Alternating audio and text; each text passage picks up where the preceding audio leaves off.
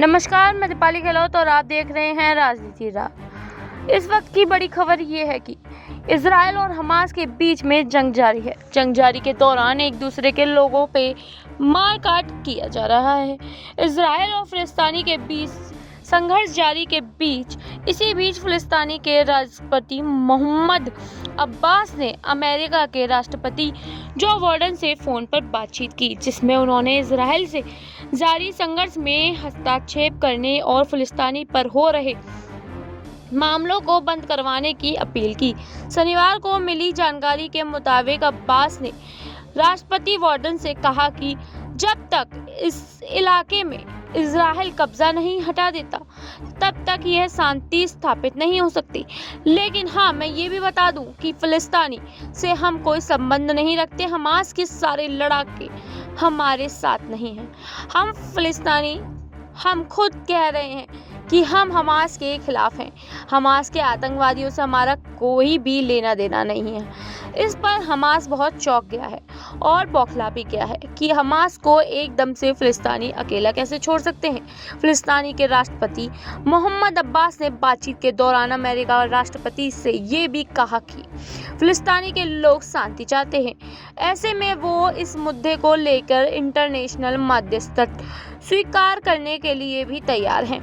वहीं अमेरिका राष्ट्रपति ने भी हिंसा कम करने की मांग की और कहा कि पश्चिम इलाके में शांति स्थापित की जाए, क्योंकि वहां से जोर शोर से लड़ाइयां की जा रही हैं। जानकारी के मुताबिक इस दौरान परिस्थितियां ऐसी हैं कि जहां पर इजराइल पीछे हटने की तैयारी में है और ना ही हमास पीछे हटने की तैयारी में है और ना ही फिलिस्तीनी की तरफ से हमले का भी हमास रुकेगा।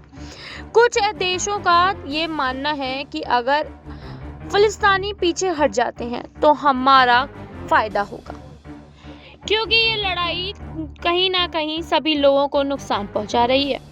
हमास और इजराइल के हमले में काफ़ी लोगों की मौत हुई है।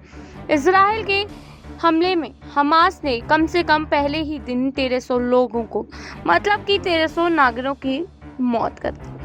एक ही हमला और 1300 लोगों की मौत, और इजराइल की संख्या में लोग घायल होते जा रहे हैं। घायल लोगों को इलाज के लिए इजराइल ने हॉस्पिटल्स में भेजा है।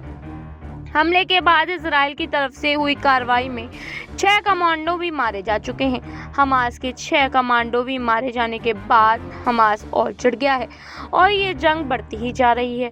लेकिन फिलिस्तीनी और राष्ट्रपति अमेरिका के दोनों ने ही अब इस जंग से हाथ पीछे खींचने की बात की है। उन्होंने कहा है कि अब हम गाजा पट्टी के साथ नहीं खड़े हैं, ना ही हमें हमास के लोगों से मतलब है। अब आप जाने और हमास के लोग जाने, लेकिन अब हम यही कहना चाहेंगे कि आप हमसे दूर रहें।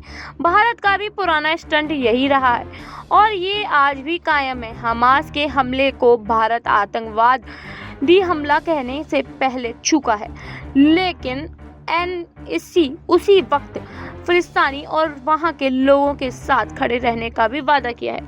मतलब कि भारत भी फिलिस्तीनी यानी कि हमलावर हमास के लोगों को फिलिस्तीनी के साथ नहीं मानता, लेकिन वो फिलिस्तीनी के लोगों के साथ खड़ा है और वह भी चाहता है कि अब शांति हो जाए। लेकिन इस सब चीज़ों में हमास का हवाई हवा हो गया है। मतलब कि हमास के होश उड़ चुके हैं, क्योंकि अब फिलिस्तीनी जो कि हमास के साथ खड़े थे, ऐसा हमास को लगता था, उन्होंने भी पीछे हाथ खींच लिया है।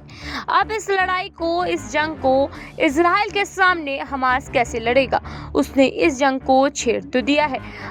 आप इसकी बात करें तो हमें अपनी बातों की राय को कमेंट में जरूर बताइए। ऐसी ही जानकारी के लिए देखते रहें राजनीति राह। धन्यवाद।